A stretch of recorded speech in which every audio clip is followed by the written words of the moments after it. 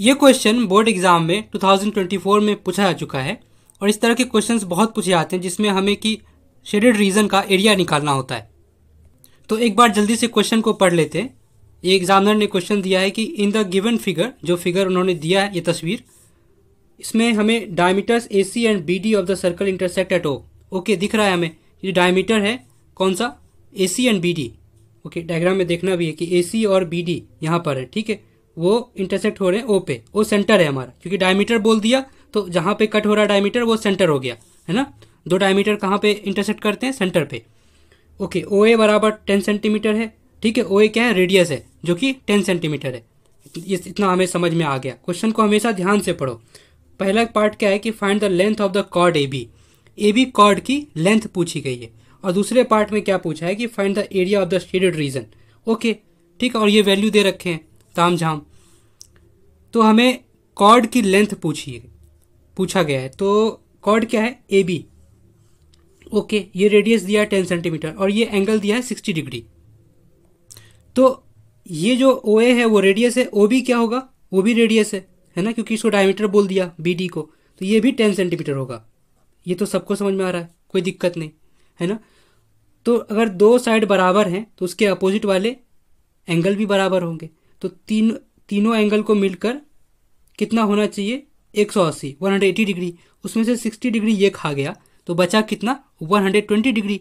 और उसमें से बराबर बराबर बटना है तो 120 को आधा आधा करो, कितना कितना होगा, 60 दोनों को मिलेगा। 60 डिग्री इसको मिलेगा, इस बेचारे को 60 मिलेगा, इस बेचारे को, है ना। तो अब देख रहा है कि तीनों एंगल बराबर हो गए। अब किसी ट्राइंगल में तीनों एंगल बराबर हो गए तो तीनों साइड भी बराबर हो जाएगा, है ना। तीनों एंगल फिक्स तो तीनों साइड फिक्स।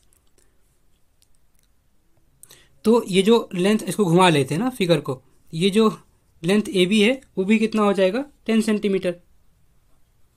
60 के सामने 10 सेंटीमीटर, 60 के सामने 10 सेंटीमीटर। देखो ये भी 60 के सामने 10 सेंटीमीटर, है ना। अपोजिट वाले सारे साइड भी बराबर है। तो पहला पार्ट तो यहीं पे ख़त्म हो गया, इसमें दम नहीं था। दूसरे वाला भी कह रहा है कि शेडेड रीजन का एरिया बता दो, ठीक है। अब यहाँ देखो, हमें पता है कि सर्किल को, इसको डायमीटर बोल दिया है किसने, एग्जामिनर ने, AC को। इसका मतलब ये दो पार्ट में बराबर बराबर बांट दिया होगा। डायमीटर सर्किल को दो पार्ट में बराबर बांटता है। तो ये सेमी सर्कल हो गया नीचे वाला, इतना हमें समझ में आ गया। ऊपर वाला भी सेमी सर्कल। तो मुझे नीचे वाले से मतलब है, क्योंकि शेडेड तो नीचे वाला है ना। तो उसमें से देखो ट्राइंगल शेडेड नहीं है, ट्राइंगल को छोड़ के बाकी सब शेडेड है। इसका मतलब पूरे सेमी सर्कल से ट्राइंगल को हटा दो, काम खत्म। तो फर्स्ट पार्ट का मैंने आंसर लिख दिया, ठीक ना। जो नोट करना चाहें कि 10 सेंटीमीटर हुआ, क्यों हुआ, क्योंकि इक्विलैटरल ट्राइंगल हो गया। और दूसरे पार्ट में हम निकाल रहे हैं एरिया ऑफ शेडेड रीजन। तो है ना, जो रीजन शेडेड है तो उसमें से हमने बताया कि सेमी सर्कल का एरिया सेमी सर्कल से हमें ट्राइंगल का एरिया हटा देना है। कौन से ट्राइंगल का, इक्विलैटरल ट्राइंगल का। बहुत सही। अब सेमी सर्कल का एरिया कितना होता है, तो ऐसे सोचो पूरे सर्कल का एरिया कितना होता है, वो तो हमें रटा हुआ है, खून में है हमारे, πr²। तो सेमी सर्कल कर दिया मतलब सर्कल को आधा कर दिया, तो हम भी तुरंत इसको आधा कर देंगे। ये सेमी सर्कल का एरिया हो गया, है ना। अब इक्विलैटरल ट्राइंगल का एरिया क्या होता है, उसको हमें पता है, √3 साइड स्क्वायर बाय 4, है ना। √3 इंटू साइड स्क्वायर। अब बताओ, √3/4 तो पता है, साइड क्या है यहाँ पे, साइड तो भाई रेडियस है। ये ट्राइंगल को देखो, OA है ना साइड, या OB ले लो या कोई भी साइड ले लो, तीनों बराबर है तो रेडियस ही तो है। तो यहाँ भी हम R लिख सकते हैं ना। थोड़ा सा दिमाग लगाना होगा कि सॉल्व करना कैसे आसान पड़े। अब पूरे सेमी सर्कल का एरिया में से इसको हटा दो, है ना, बस काम खत्म हो गया। अब इतनी चालाकी करने के बाद हम अलग अलग नहीं सॉल्व कर रहे हैं। हम कुछ बच्चे क्या करेंगे ना कि करते हैं ऐसा कि इसको अलग सॉल्व किया, इसको अलग सॉल्व किया, बाद में बैठ के घटा रहे हैं। तो ऐसे नहीं करना, खिचपिच नहीं करना, क्योंकि रेडियस सेम ही है, एक साथ कर लिया। अब यहाँ भी थोड़ा सा दिमाग लगाओ कि कुछ कॉमन ले सकते हैं क्या। देखो रेडियस दोनों जगह सेम है, इसको तो बाहर ले सकते हैं, लेकिन इस जो है ना 4 जो है ना, यहाँ भी मैं 4 बनाना चाहता हूँ। कैसे बनाओ, ऊपर नीचे 2 से मल्टीप्लाई कर दो, यहाँ भी 2 से मल्टीप्लाई कर दिया, नीचे भी 2 से मल्टीप्लाई कर दिया, है ना। अब नीचे क्या हुआ, 4 आ गया, 4 दिखाई दिया। अब नीचे में 4 लिखा हुआ है ना। तो मैं बिना गलती किए हुए हम कम से कम स्टेप में करना चाहते हैं इसको। और स्टेप तो एग्जाम में हमें बढ़ा सकते हैं, अगर नंबर ज़्यादा नंबर का आ गया तो हम जितना चाहें इतना इलाबोरेट करें इसको, है ना। सब कुछ लिख देंगे, गिवन दैट, है ना, वी नो दैट, ऐसे करके, तो वो तो काम कर सकते। लेकिन समझने के लिए तो हमें कम से कम स्टेप में समझना होगा। तो 4 देखो, R² कॉमन ले सकते हैं यहाँ से, बहुत सही।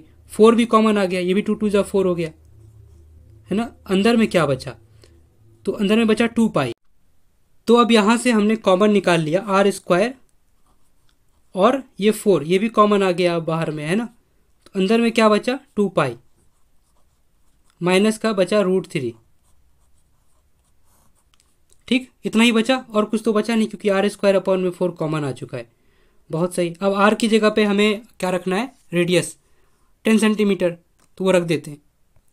तो 10 का स्क्वायर कितना होता है 100 अपॉन में 4 2, और एग्जामिनर ने बोला है पाई की वैल्यू कितना लेने 3.14। ये देखो ये क्वेश्चन है हमारा, टेक पाई इक्वल टू 3.14 और √3 1.73। ठीक है, तो मैं जानता हूँ ये सब कर लेंगे वैल्यू रख के सॉल्व, फिर भी अपनी तसल्ली के लिए मैं एक बार कर रहा हूँ कि पाई की जगह 3.14 रखा और √3 की जगह 1.73 रखा, है ना। अब क्या कर सकते हैं कि ठीक है, इसको ऐसे ही छोड़ देते हैं, अभी कोई दिक्कत नहीं है। और 2 से इसको मल्टीप्लाई किया 4 को तो 8 आया, 2 से 1 को किया 2 आया, 2 से 3 को किया, डेसिमल जहाँ लगा था लगा दिया, 2 से 3 को किया 6 आया। ओके, माइनस किया 1.73 तो पहले से लिखा है, अब घटाना पड़ेगा यार इसको। 100/4 इसको 25 टाइम्स में चला जाएगा, लेकिन फिर भी अभी रहने देते हैं, क्योंकि मुझे दिख रहा है ना कि ये डेसिमल को हटाओगे तो नीचे 100 आएगा, तो उस 100 से काट लेंगे, अभी क्या दिक्कत है।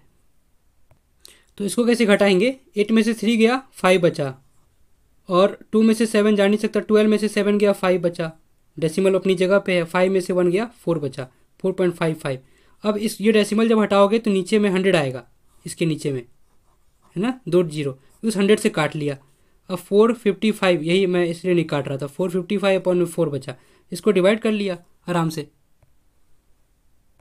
तो इसको जो डिवाइड करेंगे तो 113.75 आएगा। ठीक है, यूनिट क्या लिखें ये कौन बताएगा। तो क्योंकि सब कुछ सेंटीमीटर में दिया हुआ है तो यूनिट भी क्या हो जाएगा सेंटीमीटर का स्क्वायर, क्योंकि एरिया हमेशा स्क्वायर में होता है ना, स्क्वायर यूनिट्स। तो ये हमारा दोनों पार्ट का आंसर है। ठीक, खत्म हो गया यहाँ पे।